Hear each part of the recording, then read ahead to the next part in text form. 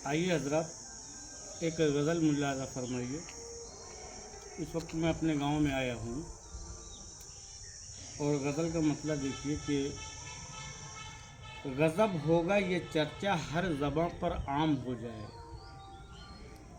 गज़ब होगा ये चर्चा हर ज़बां पर आम हो जाए, तुम्हारे नाम से कोई अगर बदनाम हो जाए।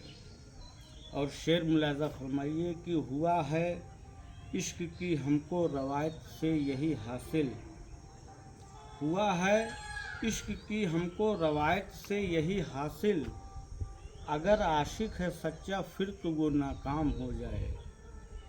और शेर ये होगा कि ये कैसा दर्द है साकी जो तेरी मैं पे भारी है, ये कैसा दर्द है साकी जो तेरी मैं पे भारी है, पिला दे जहर तो शायद मुझे आराम हो जाए। और शेर मुलाज़ा फरमाइए, क्योंकि ये बशीर बद्र की ज़मीन पर गज़ल है कि वफ़ा की धूप में झुलसे हुए चेहरे बताते हैं।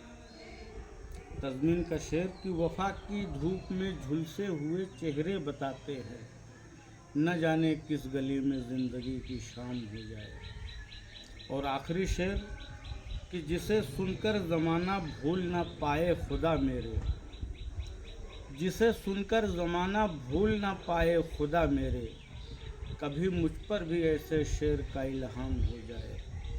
गज़ब होगा ये चर्चा हर ज़बां पर आम हो जाए। बस।